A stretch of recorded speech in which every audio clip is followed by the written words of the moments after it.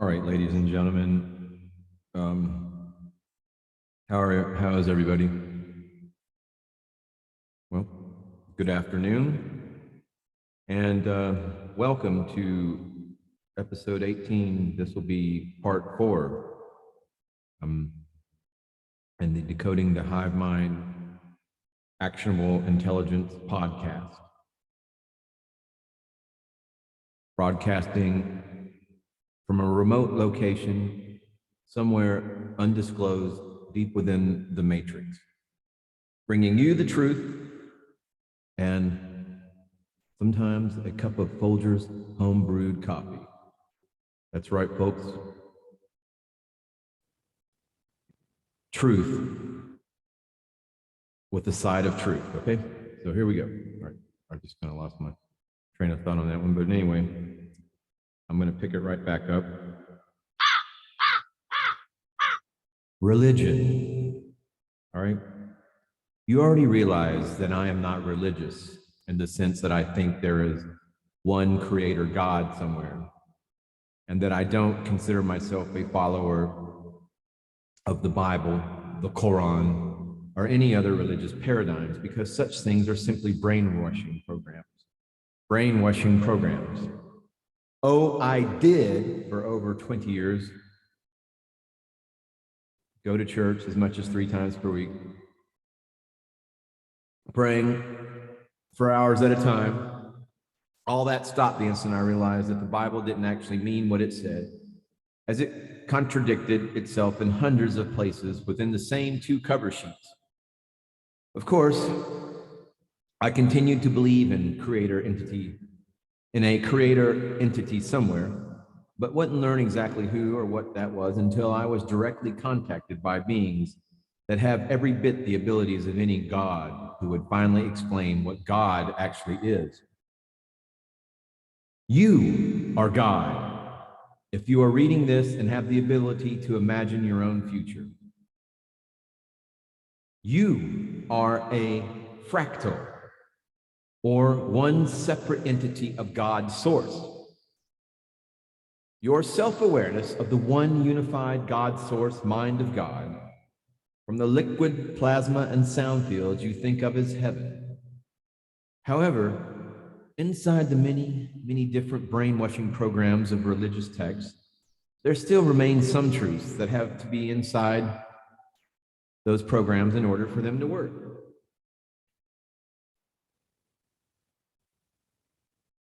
Got to adjust my feng shui a little bit.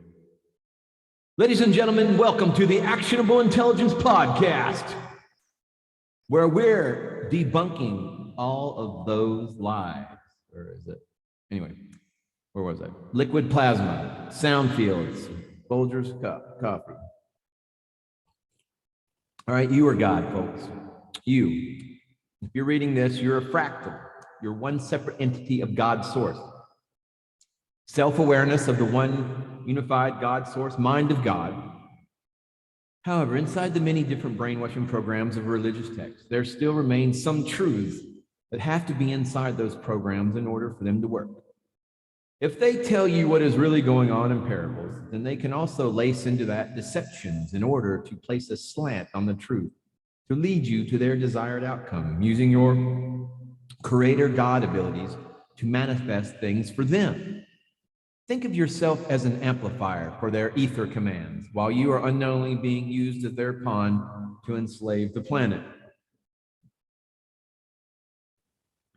Before you can imagine someone having the ability to wipe out Earth, you need to see it played out in a Superman movie in a manner that you can understand.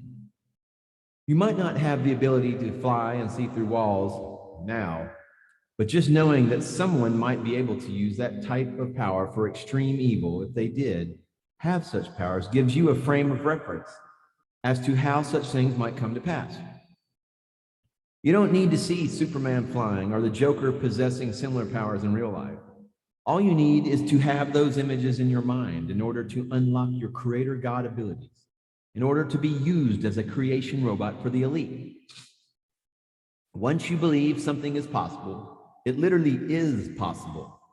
If you think something bad might happen on a large scale because you have been shown how the mechanics of that could work in a movie, then your creator God abilities are literally then channeled into bringing about such a reality when the moment arrives. The sphere of Amenti. Mankind currently shares one consciousness through their collective due to the damage to soul essence memories in the fall of man war 550 million years ago. When the physical human bodies and the planet they were situated on were blown largely into space dust, it fractalized the soul essence database within the morphogenic within the morphogenetic field and the silicate matrix of the planet, which is where your soul essence past life memories are stored. Nested within the 15-level time matrix of Gaia, they became scrambled like the pieces of a puzzle. Those soul essence particles were collected back together and placed into the sphere of Amenti, where they would have to heal in order to come back together. Until such time where they would finally fully individualize again, all those who incarnated on this planet would be cut off from who they were before they came here, along with their past life accomplishments and trillions of life lessons they had learned. Rather than walking around as the God you had always been before, who wore this and spoke like that, and preferred this color and that type of music, etc., you would all have to share one awareness as a collective, working to imprint the planet with your vibration in order for Earth's morphogenetic mind field to piece back together who you really were, so your past life fractals could be reconnected. This process would mean that those signature spirit essences who lost their lives in that war would have to incarnate back on Earth for multiple lifetimes in order for Earth to record each person's vibrations back into its own field again through your individual actions. But while you were alive during that time, you would have to share one new personality for want of a better word. And this process did work for millions of lost souls of Terra during the second seeding of the Turanusium project. The puzzle pieces came back together in the sphere of Amenti, and when beings were ready to ascend on their way to the fourth dimension, they passed through the sphere, which is a stargate, and their past life soul essences re-entered their personal morphogenetic fields, restoring their individual personalities and past life memories back to them once again. Not all lost souls of Terra have been restored yet, as not everyone has remembered who they really were and qualified for ascension. And there have been other souls lost in other cataclysmic wars since that time that have been added to the sphere. Until you have personally ascended to at least the fourth dimension, you will remain sharing one personality with all beings on the planet. And that's where things get tricky for this ascension period. Until then, what someone does on the other side of the globe from you affects you, and what you do affects them. In order for you to wake up and ascend, many others on the planet have to wake up also. It's called the 100th monkey effect. Look it up if you haven't read the reports. That is a big part of what is happening now today, where those who are sleeping are literally keeping the rest of humanity from ascending. And it has to do with your soul essence memories still knitting and healing back together as a collective in the sphere. As long as the powers over you continue to keep your masses asleep, they continue to keep your souls hostage by preventing you from passing through the sphere and reconnecting to your ancient identity. This is why you keep hearing about they're trying to steal your soul. Your soul is what you have done and what you have learned in past lives. And as long as you continue to be disconnected from that, then all the instinctual power and personality strength you had that would massively tear apart their artificial reality here on this plane remain in captivity, literally. It wasn't because someone stole your soul on purpose per se, but you did lose your soul for a time. Through their actions when they nearly destroyed your planet. They were the Anu Elohim originally, and they have been behind your aggressively continued enslavement ever since, if you wish to be clear on just who did what. But at the same time, they were pawns from the very first moment of your enslavement, because they had been infected by the nanites. So, Pointing your finger at the Elohim is just as misguided as pointing your finger at other minor gods, such as Marduk, Enlil, or Isis. All I am doing here is reporting on what happened, so you can finally have answers.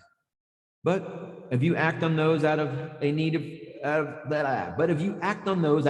for revenge, then you may as well set this report down right now and just go back to your poker game, because you will not be resonating in harmony with all other fractals of God, which is factually every single thing that is alive in all of creation. The only things that exist that aren't actually alive are artificial beings that have created all this drama to start with. If you want to hold a necktie party for anyone, it would be the nanites. Key to the house of David. This was a long way to explain that in the King James Bible program, there are still passages that have endured since they were first placed on earth in undistorted form in the Mahabharata 246,000 years ago, given to the priest of Ur and the Maharaji Grail kings. This is not to be confused with the distorted Mahabharata program. The Bible used to be 560 volumes of small text and oversized books explaining the law of one and Keylontic vibrational scalar science being covered in this report, which was literally the printed version of the ancient and undistorted holographic cloister Dora plates, which hold the true history of human evolution spanning the last 980 million years, now turned into a very elaborate program by which your captors led humanity to a desired future. Since there are still passages left within that document, yet relevant and accurate today, mixed with much distortion and lies between, I will reference to it upon rare occasion. In this case, we are going to reference Kelon codes. Isaiah 22:22. Oh, how apropos. We are in the year 2022 of the second month in the Gregorian calendar, and just a few days over the 22nd. And the key of the house of David will I lay upon his shoulders, so he shall open and none shall shut, and he shall shut and none shall open. The key to the house of David is once again the same as the papal keys, the Kelon grids by which creation is manifest. The house of David is the royal bloodline of the Adam Kadmon, Adam and Eve man, also known as the Hyksos, the super invader race of the Jehovah Anunnaki. This has been since inception 252,000 years ago, the top choice of which invader race hybrid should be preserved according to the Anu Elohim, creators of the Anunnaki. The Hyksos, who have been carrying forward the authentic 6-point star of the hexagram vibrational scalar science to attempt to realign with the law of one to qualify for ascension, have seen no end to the attacks on their peoples to trick them into worshiping the God of the Old Testament, the sons of Baal, to steal their crown. You will see exactly where the crown came from soon in this chapter, in this paper, when we get to the Anolim Anunnaki particle. Many, if not most, of the groups that the sun god of that the god of the sun led his people to slaughter were the other various races of the Sumerians who the Baal didn't choose to back, especially every one of those who had joined the co-evolution biogenesis treaty. The three Christs. There you go, folks. In a very tight synopsis, there were three Christ at the time of the change of the calendar. One was Yeshua Sananda Melchizedek,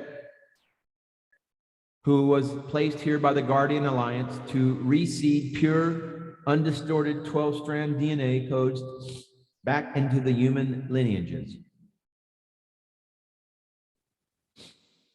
The other was Yeshua Ahumbra Melchizedek, placed here by the Anu Elohim to reseed the purest form of the 10-strand DNA codes to the Hyksos Adam and Eve artificial human race, created through the Lucifer Archangel Alliance.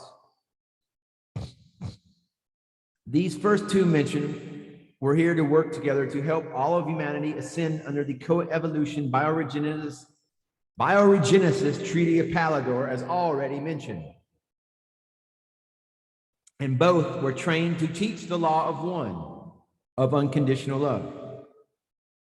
During their sojourns in different sectors of the Holy Lands and Rome, the Elohim, the arch of anti-angels, convinced Yeshua Ahumbra to leave the Emerald Covenant, join the Luciferian Covenant, and mislead the people to Metatron reverse particle spin in their plasma fields, which would code them to the Wezadek Phantom Matrix, eternal enslavement. Why Yeshua chose to take this anti-Christus stand is anyone's guess, seeing that he and I both came from the same royal bloodline of David, and both here to do the very same job. I failed to understand it just yet. I can only assume that the Elohim were able to confuse and deceive him into believing that theirs was a better path, unless this had been his true intent since prior to his arrival, which seems to be the case. But the truth is, there is only one path that leads to actual freedom, and it isn't the way being offered by the Anu Elohim. Just like Yeshua, you now have before you the truth about your ascension choices, and it will be up to you which way you will choose, either the wide and comfortable path that leads to eternal enslavement, or the law of one, where you put all judgment aside and love your fellow fractals of God as you love yourself. Only ego and fear will stand in your way of reaching the true prize of eternal freedom.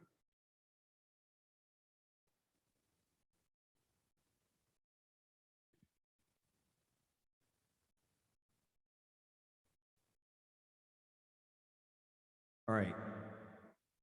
Listen, that is really what it comes down to. Let's have a little. Let's bring it in. Bring it in. Take a knee. Take a knee. Have a little meeting here, folks. Listen, this is what it really comes down to. It's as simple as this.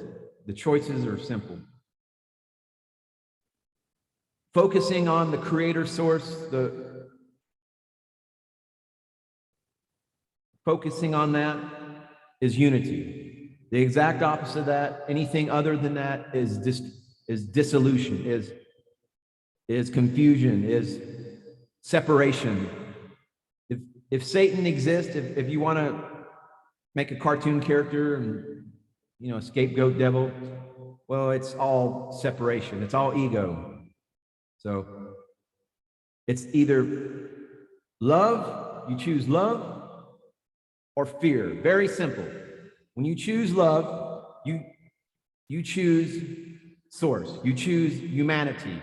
You choose unity consciousness. You choose brotherhood. You choose humanity.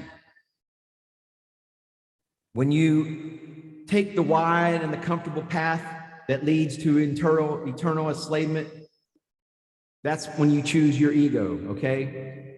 All right, so the law of one, that's the choice. If you want to put all judgment aside and love your fellow fractals of God as you love yourself, only ego and fear will stand in your way of reaching the true prize of eternal freedom. All right, folks, that's what it's all about.